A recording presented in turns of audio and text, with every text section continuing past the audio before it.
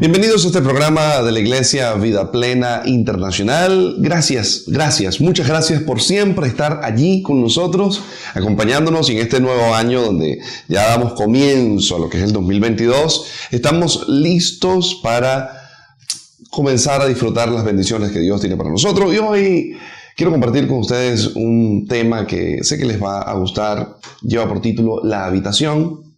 Este tema pues ya lo había desarrollado a nivel eclesiástico, pero hoy quiero traerlos en una versión aquí íntima para usted y para su familia que están allí mirando, y que sé que pues los va a poner a pensar. La habitación está justamente, el tema está fundamentado en una película que salió en el año 2015 y que bueno, tuvo gran impacto en la sociedad porque muestra de cara a la realidad tanto el amor de una madre por su hijo, como también la crueldad humana. Y en esta película es una mujer que ha sido raptada por un hombre y pues queda encerrada dentro de una habitación, y en esa habitación, al ser abusada sexualmente por este hombre, da a luz un niño, y ese niño pues crece en esas cuatro paredes, en donde es la única realidad que él conoce. Pero a cierta edad del niño, pues él comienza a hacer ciertas preguntas, comienza a interesarse por lo que está afuera, y la mamá trata de, para no generar un conflicto mayor, la mamá trata de hacer de esas cuatro paredes, de esa pequeña habitación, el universo del niño, al punto que pues el niño quizás ya en cierto punto no siente necesidad de salir, porque para él todo lo que él necesita está dentro de esa habitación. En cierto momento, la madre es puesta en libertad, o sea, logra salir de la habitación, y entra la segunda fase de la película, que es el proceso de adaptación de la madre y el niño a el exterior. Justamente traigo esto porque así, haciendo una analogía de la película La habitación, así muchos de nosotros de alguna forma hemos vivido en una habitación. Hacía yo una pregunta hace un tiempo a un grupo de personas y les decía, ¿qué es la verdad? Entonces, la verdad, decían unos de los que estaban allí, la verdad es la verdad. Yo les decía, la verdad es lo que crees según lo que se te muestra. Es decir, las verdades son particulares, son contextuales, son únicas y no dejan de ser verdad. Y les pongo, por ejemplo, la realidad venezolana. Es una realidad. Usted habla, por ejemplo, de la realidad económica venezolana y la compara con cualquier otra realidad y se va a dar cuenta que para otro país eso no es real. Pero para el venezolano esa es su realidad.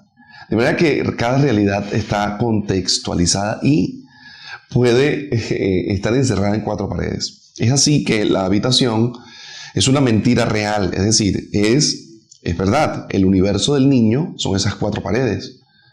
A pesar de que la madre sabía que habían otras cosas, el niño no, él nació allí.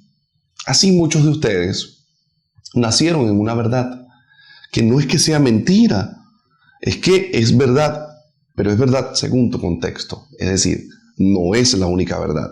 Allí el punto de lo que quiero traer hoy a colación. El Evangelio, por ejemplo, fue enseñado en Venezuela como una verdad, pero aislada. Trataron de meter a las personas en cuatro paredes y así fue. Fue un evangelio que secuestró familias, un evangelio que asesinó los proyectos, los sueños de muchas personas. Y yo, a medida que vaya avanzando, les voy a ir mostrando que muchos de nosotros estuvimos dentro de cuatro paredes.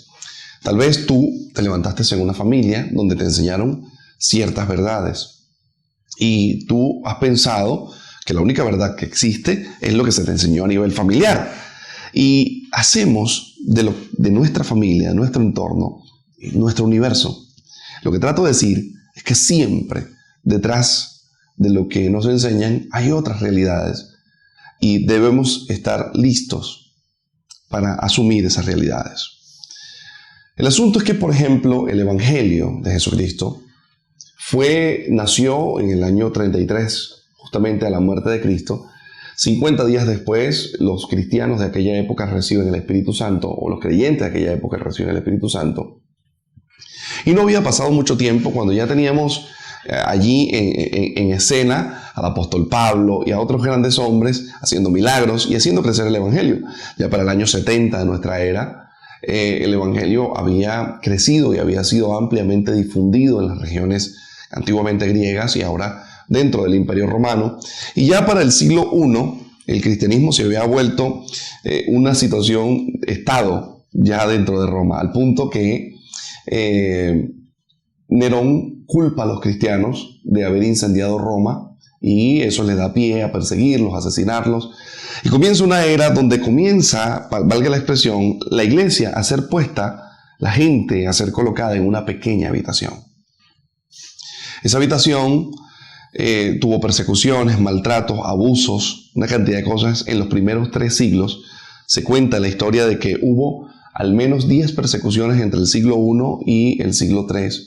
10 persecuciones muy fuertes. Hubo muchas más, pero las que se pueden mencionar y que se pueden enumerar son esas. Y lo otro es que ya después del siglo III vemos una iglesia que está completamente bajo el control del Imperio Romano.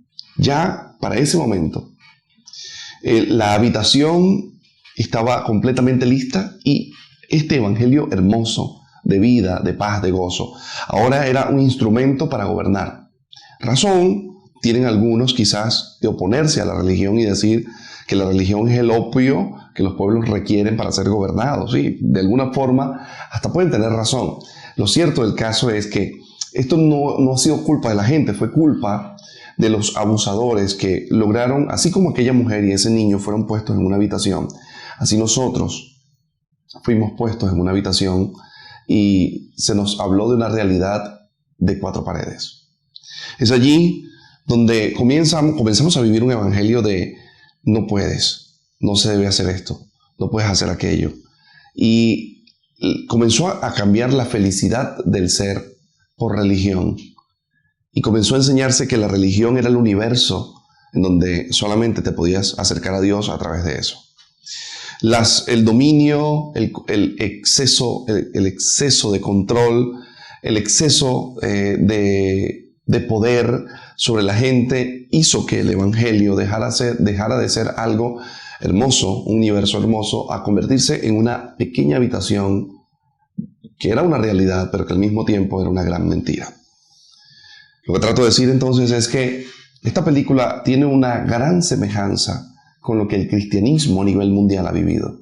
Roma, cerca del año 300, toma justamente la religión y se dan cuenta de que es mejor gobernar a través de la religión que gobernar por la fuerza. Es así donde comienza el encierro y el abuso. El viejo Nick de la película La Habitación ahora abusaba incesantemente de esta mujer cada vez que quería. Es así que fuimos encerrados y abusados espiritualmente por muchos años. En el siguiente segmento vas a entender un poco más de por qué la fe hoy en día está tan destruida y por qué a la gente de verdad le cuesta creer mucho en Dios. Ya regresamos.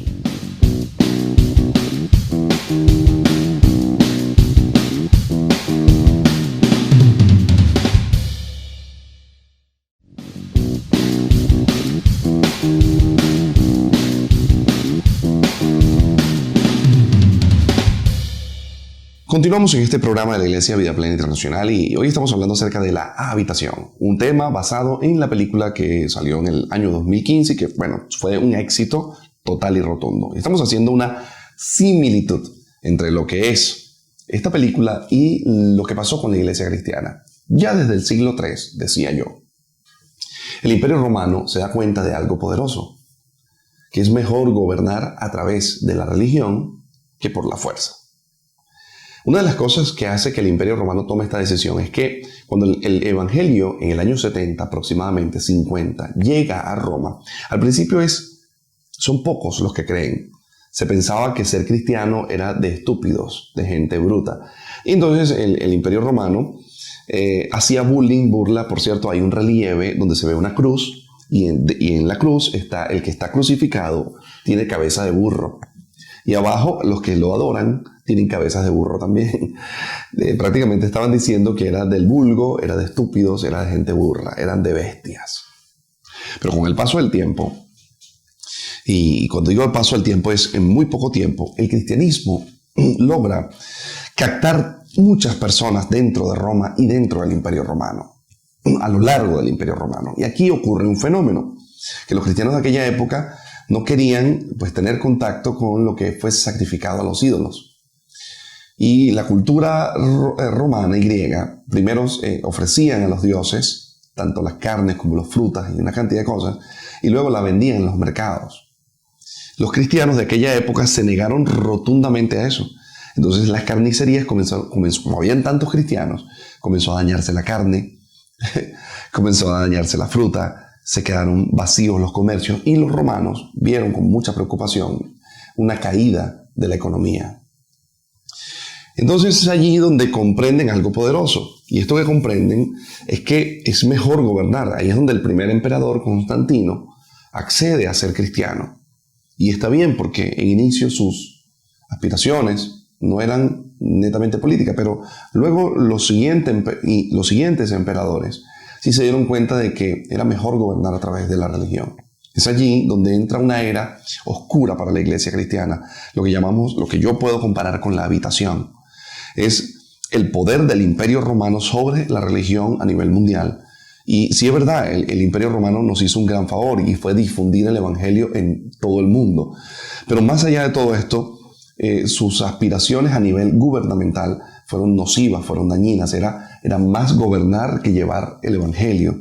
Es allí donde se dan una serie de normativas, una serie de mandamientos de hombre. Y aquí quiero entrar. Jesús les hace una exhortación a un grupo de ancianos. Este grupo de ancianos les dice: tus discípulos quebrantan el mandamiento de nuestra tradición cuando no se lavan las manos para comer. Y Jesús les dice: y ustedes quebrantan un mandamiento del decálogo cuando ustedes dicen que servir a Dios es honrar al Padre y se olvidan de honrar a sus padres físicamente. Entonces, ya Jesús venía dando luces y muestras de que en cualquier momento los mandamientos de hombres iban a estar por encima de las doctrinas del cielo. Y dice: ustedes enseñan mandamientos de hombres como que si fuesen doctrinas de salvación. Y aquí viene el problema.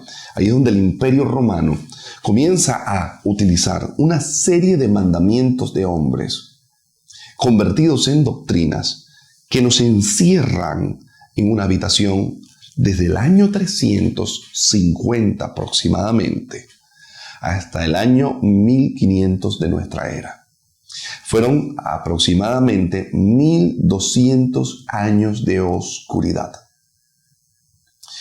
en donde hubo abusos por parte de la iglesia romana o del Imperio Romano. Se cobraba por perdonar pecados, a esto se llamaban indulgencias. Se excomulgaba impunemente a las personas. Un papa podía deponer a un rey, por ejemplo. Persecuciones, abusos, asesinatos. Una de las cosas más terribles que ocurre en la habitación donde nos encerraron fue que no se permitía traducir la Biblia, la que conocida Vulgata Latina, creadas en el siglo V, en el 400 y tanto. No se permitía traducir la Vulgata Latina a ningún otro idioma, fuese español, fuese lo que sea, no podías traducirla, se consideraba una herejía. Y con las personas que copiaban la Biblia o que la traducían a otro idioma eran cercenados, eran humillados, eran asesinados, eran considerados herejes. Esto duró 1500 años hasta que cerca del año 1500 un grupo de cristianos católicos del Imperio Romano se rebelan y dicen que hay cosas que están mal, y a esto se le conoce como la era de la Reforma. Es allí donde la iglesia por fin logra salir de la habitación. Si usted me pregunta a mí, ¿cuánto tiempo tiene el cristianismo libre en el mundo? Yo le respondo, escasos 300 años. Y así como la mujer y el niño, cuando salen de la habitación, no podían adaptarse al mundo. Así hoy la iglesia cristiana le cuesta dejar las malas prácticas y las malas enseñanzas de 1300 o 1200 años de abuso espiritual. Es allí donde nos damos cuenta que en esa película vemos a una madre que ya estaba libre, pero que no se sentía libre, y un niño que prefería estar encerrado y que inclusive en algún punto le dice a la madre que quiere volver a la habitación justamente porque le da miedo el mundo exterior. Hoy por hoy, el cristianismo quedó tan golpeado, tan maltratado, con tantos mandamientos de hombres que se convirtieron en doctrinas que a la gente le da terror creer en Cristo Jesús. Y a algunos les fue más fácil hablar mal de Jesús y decir que es una farsa que creer en toda la basura de la habitación de estos 1200 años. Y tienen razón. Pero quiero decirle a la gente que está viendo este programa que ese no es el Evangelio. El Evangelio no es para maltratar, no es para cercenarte. El Evangelio no es para dañarte. El Evangelio es libre. Hay un mundo afuera demasiado grande que Dios ha dejado para sus hijos y que quiere que tú puedas comprobarlo y que está esperando que te adaptes a él. Porque las doctrinas de Dios dan vida, abundancia, plenitud, pero los mandamientos de los hombres del imperio trajeron muerte, escasez e infelicidad. Yo quiero, ya para el siguiente segmento, ir cerrando este tema, la habitación, pero quiero que entiendan algo poderoso. Mucho de lo que hoy se cree verdad dentro del cristianismo, algunas cosas son mitos creados por hombres para aterrorizar y mantener control sobre la gente. Y esto no es mentira. Al regreso, venimos con más.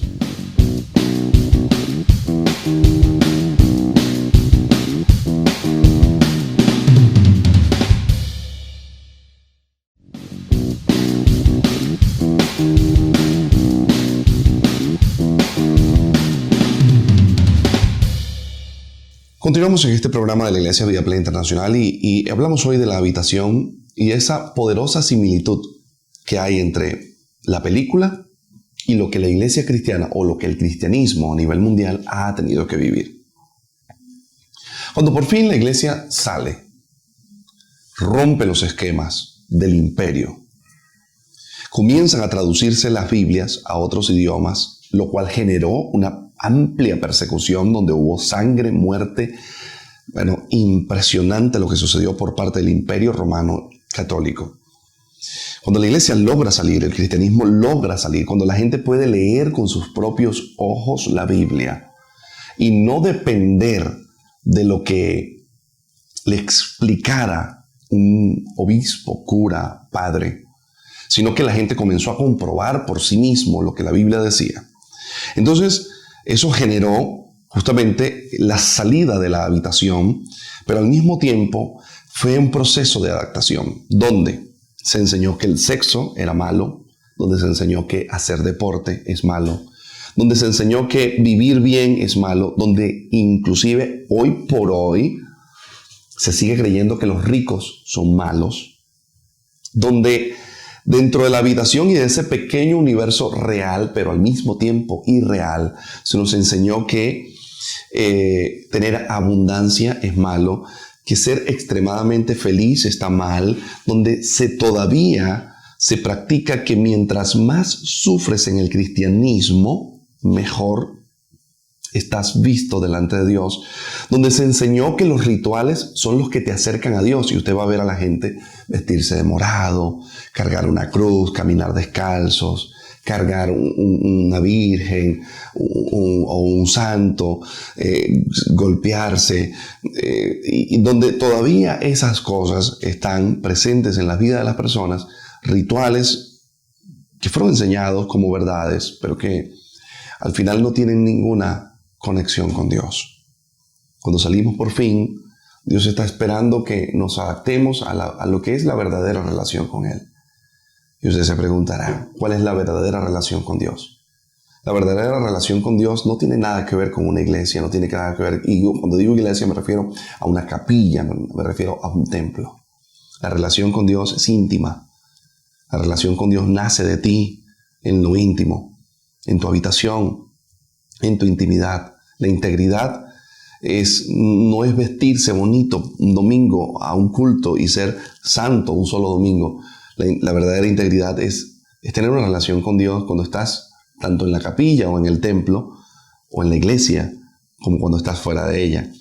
Entonces, ya haber salido de la habitación nos permitió dejar de creer en los mitos que el viejo Nick nos contaba dentro de la habitación y de los abusos sexuales que se nos hicieron.